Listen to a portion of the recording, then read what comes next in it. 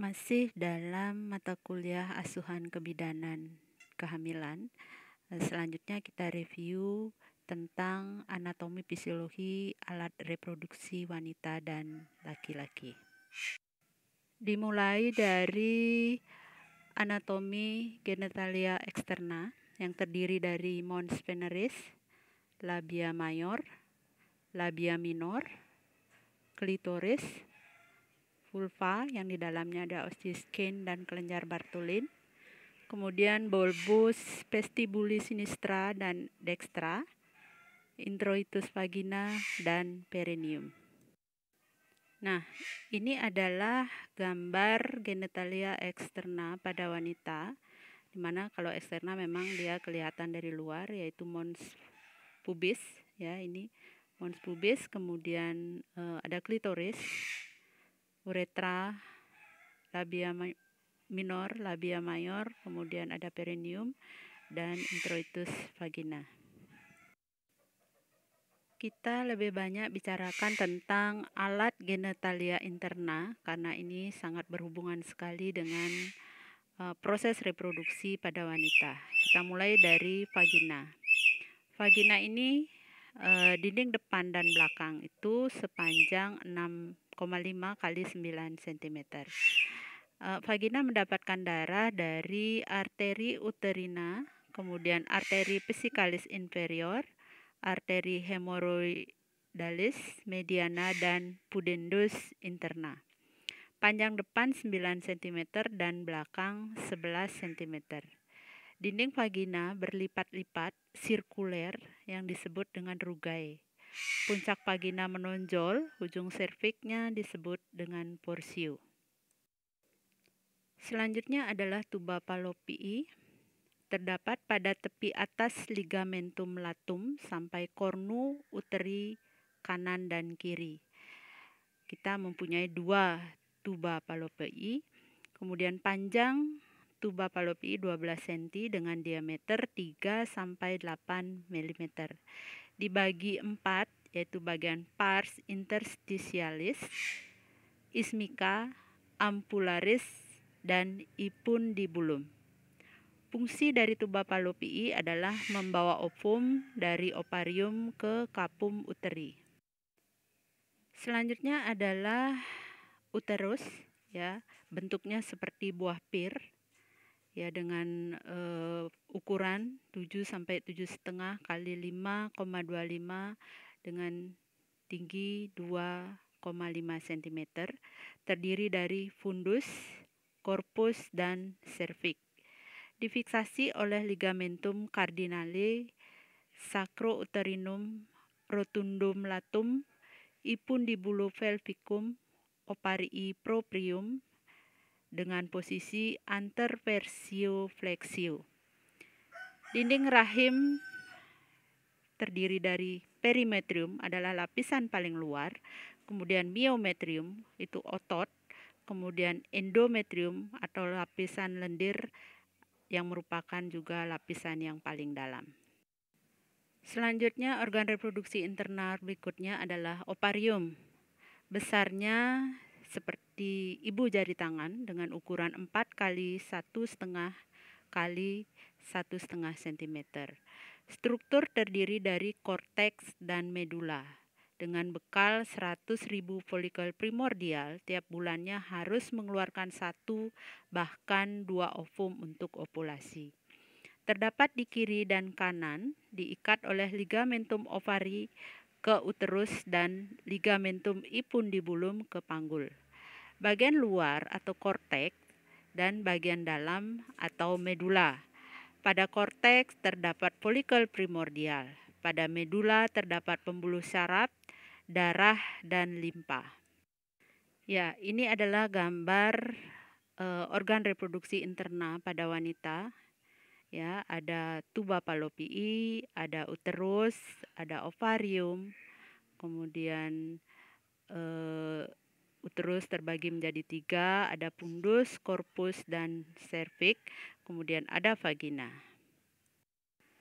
Selanjutnya yang tidak kalah penting juga kita bicarakan tentang organ reproduksi pada laki-laki yang terdiri dari testis, pisika seminalis, prostat, bulbo-uretralis. Kelenjar duktus yang termasuk kelenjar duktili adalah epidermis, ductus seminalis, uretra. Kemudian bangun penyambung adalah skrotum, kemudian peniculus spermaticus, dan penis. Nah, ini adalah gambar atau anatomi dari organ reproduksi pada laki-laki. Ya, kelihatan terpotong secara menyamping bagaimana posisi anatomi dari organ reproduksi pada laki-laki. Selanjutnya kita bicarakan satu persatu organ reproduksi pada laki-laki. Kita mulai dari testis. Testis itu merupakan organ kelamin laki-laki, tempat spermatozoa dan hormon laki-laki dibentuk. Testosteron dihasilkan testis, berkembang di dalam abdomen sewaktu janin dan turun melalui saluran inguinal kiri dan kanan, masuk ke dalam skrotum menjelang akhir kehamilan.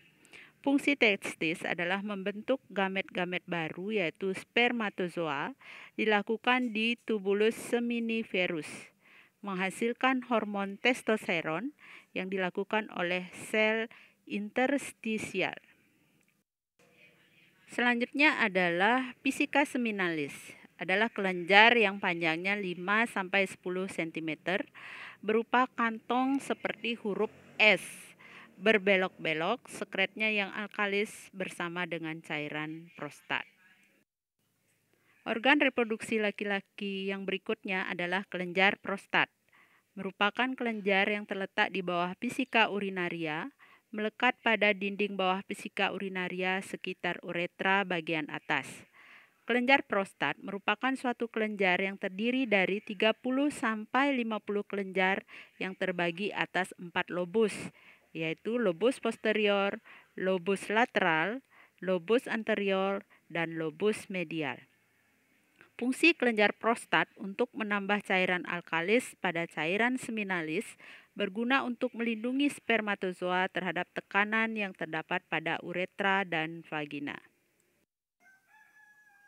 Selanjutnya kita bicarakan tentang ductus ductuli yang terdiri dari epidermis.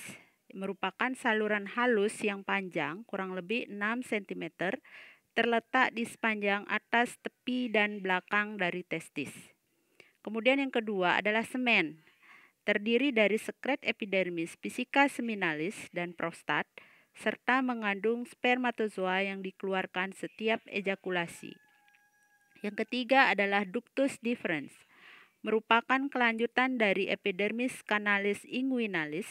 Kemudian ductus ini berjalan masuk ke dalam rongga perut, terus ke kandung kemih, akhirnya bergabung dengan saluran pisika seminalis, dan selanjutnya membentuk ejaculatorius dan bermuara di prostat.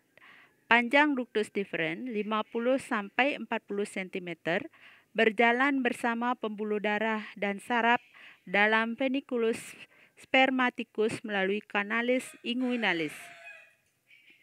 Yang keempat, uretra, merupakan saluran kemih pada pria yang sekaligus merupakan saluran ejakulasi.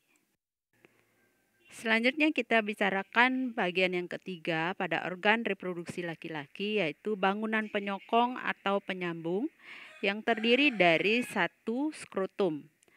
Skrotum merupakan kantong yang menggantung di dasar pelvis, di mana sepasang testis tersimpan. Di depan skrotum terletak penis, di belakang skrotum terletak anus. Yang kedua, subkutan, berisi jaringan otot. Testis atau buah pelir berada dalam pembungkus yang disebut tunika vaginalis yang dibentuk dari peritoneum.